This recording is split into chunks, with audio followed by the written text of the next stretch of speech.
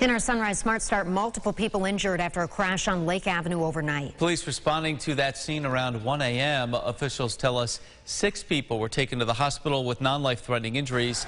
Among the injured, a 19-year-old who has been charged with DWI. 2 others fled the scene before police arrived, we're told. Investigators say speed and alcohol were factors in that crash. Police also investigating a shooting late last night on Lake Avenue. Officers responded to the area around 10 o'clock p.m. for the report of shots fired. About 30 minutes later, they say a 20-year-old man was dropped off at the hospital with at least 1 gunshot wound. Those injuries are described as non-life-threatening. No suspects are in custody. If you have any information, call 911. Well, President Biden is now in Europe for his first foreign trip. The president says his goals include restoring diplomatic relationships with allies and standing up to people in Russia and Vladimir Putin. Well, we're joined by Washington correspondent Alexandra Limon, who is live in D.C. at this hour. Alexandra, good morning. The president in Europe, what's on his agenda and what's the focus for this diplomatic trip?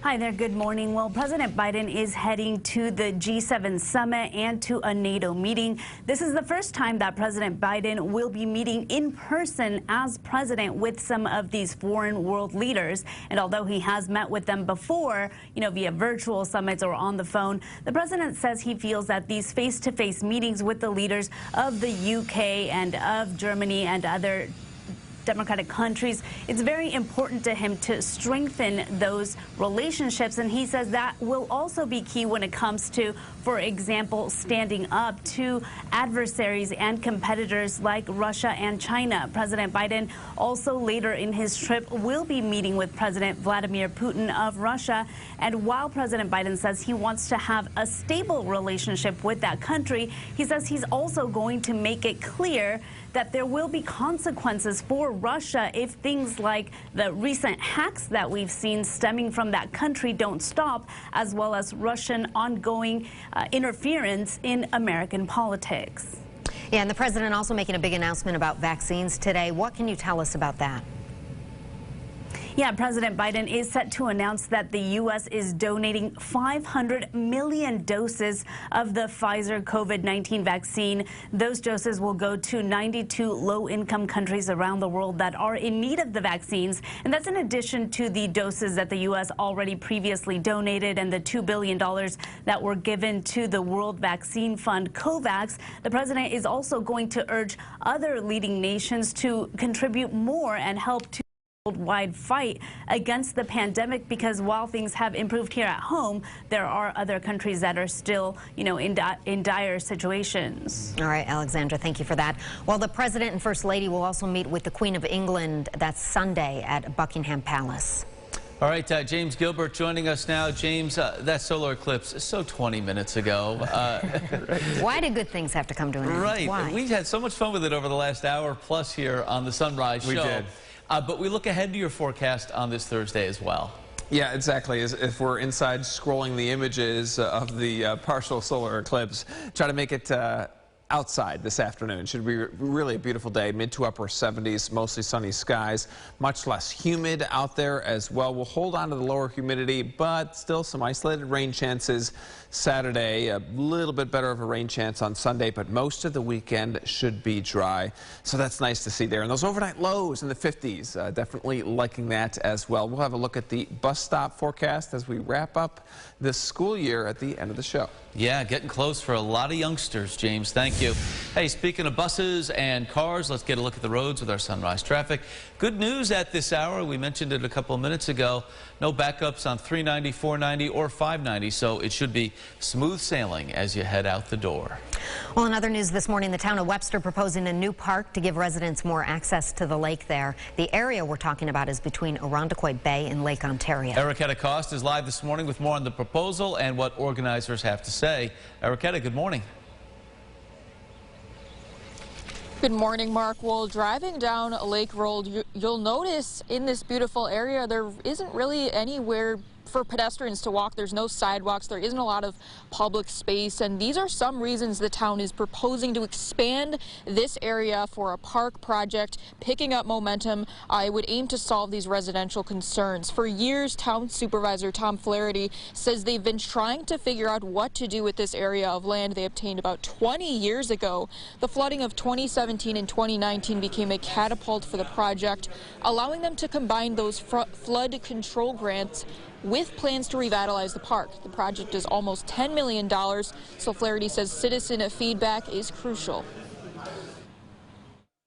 Multimodal pathway so bikes and pedestrians can move along the edge of the bay for the first time safely. And then along that path there is a beautiful fishing pier. There is access to the Environmental Education Center, which will be at the east end of the bay. Got great boardwalks, overlook platforms, kayak access. Now, the plan would also involve getting rid of the Bayside pub over here, which some residents have concern for, but the town manager says that they would put a new state-of-the-art building in that any bar or restaurant can bid on. In Webster, Erica Cost, News 8. Erica, thank you for the live update. There will be another public information session. It's coming up tonight at 7 o'clock. At the Webster Farmers Market. Well, we've just had a great show this morning. We've been showing you all morning the partial solar eclipse of the sun. Yeah, we've seen it really go from beginning to end over the last hour plus. Christine Gregory has been live at Ontario Beach Park all morning to catch it firsthand. What a show we got, Christine. Good morning. Good morning once again, Mark. Yeah, it's just been great being out here covering the partial solar eclipse. A lot of people that were out here, it's now dwindled down to just a few. A lot of people now leaving. The partial solar eclipse just about over. That was 20 minutes ago, but still, it was just great to see. This is the second solar eclipse I've ever seen in person, but still, it was beautiful.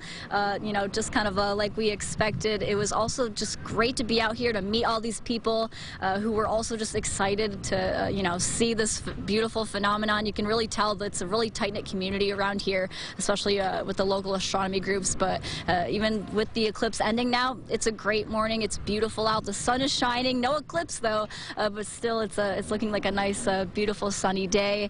And hopefully, you guys get a chance to get outside and enjoy because what James has been talking about sounds pretty nice to me. And yeah. I definitely hope the next eclipse that will happen, you guys are out here and taking it in. I think 2024 in April, so hopefully the weather will be just as cooperative like it was this morning. That is a plan, Christine. We really appreciate all your reporting this morning. It's been a lot of fun. You did mention that next solar eclipse. It is coming up here in the U.S. on April 8th, 2024. Mark your calendars. Yeah. All right, let's get a look at the GRE Morning Business Report now. Merck signing a $1.2 billion deal to supply the Biden administration with 1.7 million courses of its coronavirus treatment.